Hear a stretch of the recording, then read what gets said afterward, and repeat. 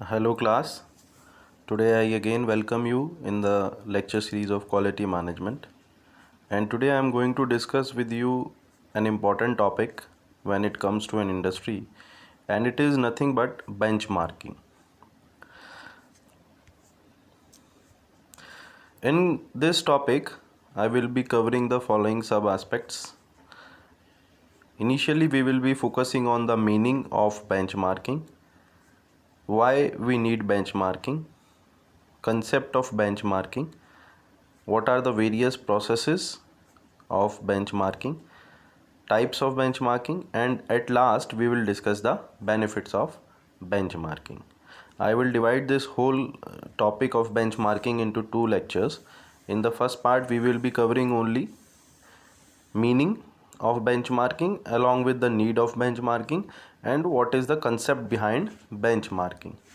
In second lecture we will be discussing the processes and types of benchmarking, highlighting the benefits of benchmarking. तो पहले मैं आपको बताऊं कि मीनिंग क्या है बेंचमार्किंग का. मैं एग्जांपल देता हूं एज अ स्टूडेंट. आप जब क्लास में होते हैं, there are so many students और we try to follow and we try to look in the class कि कौन ब्राइट स्टूडेंट है, कौन सा स्टूडेंट अच्छा परफॉर्म कर रहा है अपने स्टडीज़ में, कौन सा बच्चा ज़्यादा स्कोर कर रहा है.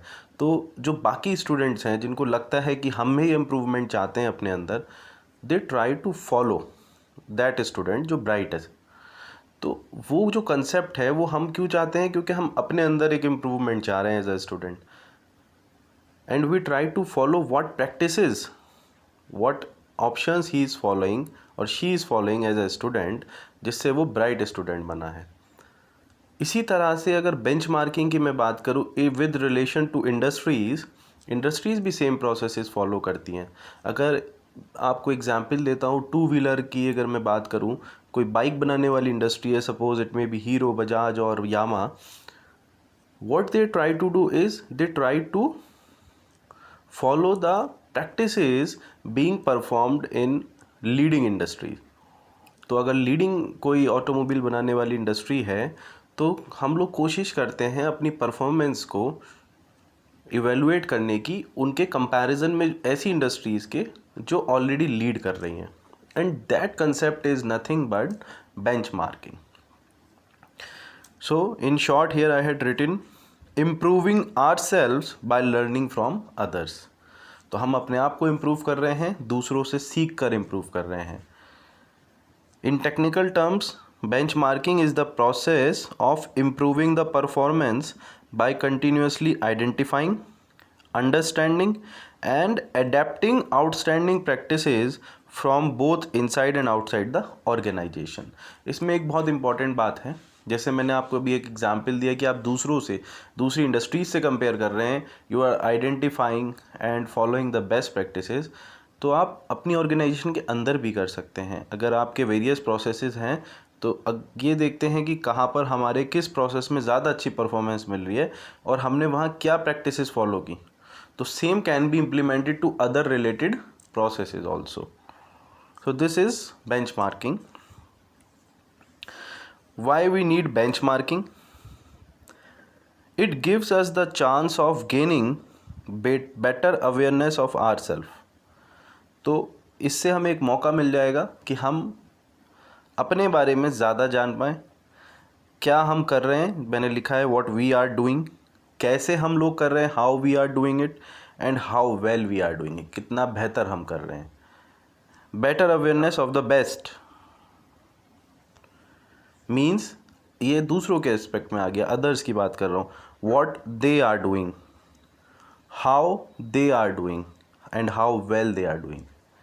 सो क्या कर रहे हैं, कैसे कर रहे हैं और कितना अच्छे से दूसरे लोग कर रहे हैं, जो बेस्ट हैं, जो लीडर्स हैं उस पर्टिकुलर सेगमेंट में. तो हम ये कंपैरिजन, ये एनालिसिस करते हैं, उससे हम आइडेंटिफाई कर लेते हैं कि हमारे यहाँ क्या शॉर्ट कमिंग्स हैं, क्या प्रैक्टिसेस ऐसी हैं जो हम मिस कर रहे हैं और हम इम्प्लीमेंट कर सकते हैं कंटिन्यूसली इम्प्रूव करने के लिए.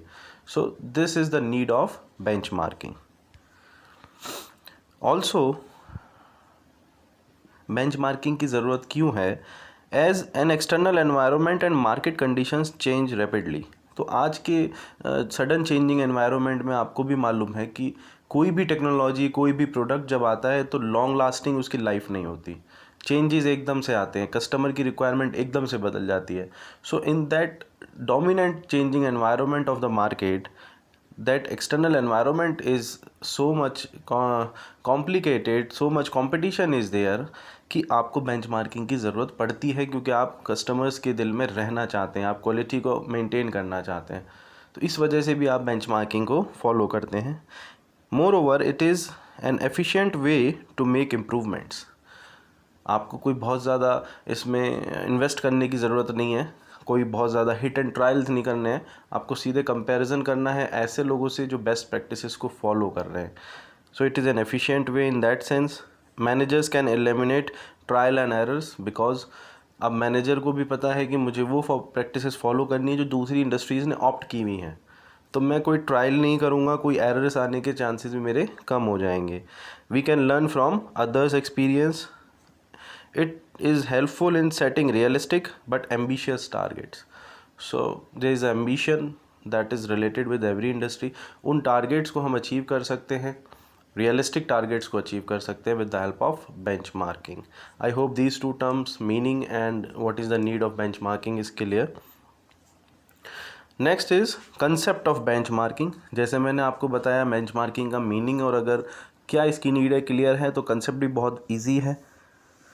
What is our performance level and how we are doing it? हमारा आज की तारीख में परफॉर्मेंस लेवल कहाँ पर है एंड कैसे हम लोग कर रहे हैं। कंपैरिजन होगा what are others performance level and how did they get there. दूसरों का, जिस इंडस्ट्री से हम बात कर रहे हैं रिस्पेक्ट में, उसका परफॉर्मेंस लेवल कैसा है और उन्होंने क्या किया है उसको अचीव करने के लिए। So we try to make a comparison that of that. Creative adaptation, देखिए दोनों के बीच के बाद ये आया है। जो हमें शॉर्टकमिंग्स लिखती हैं, जो क्रिएशंस हम लोग मिस कर रहे हैं, we try to adapt all those creative things. And lastly it will be breakthrough performance.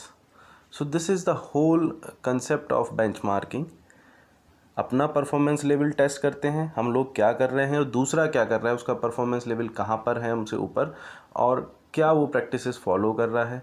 जो चेंजेस हैं उनको हम अडेप्ट करते हैं and finally it will result in your improvement in the performance.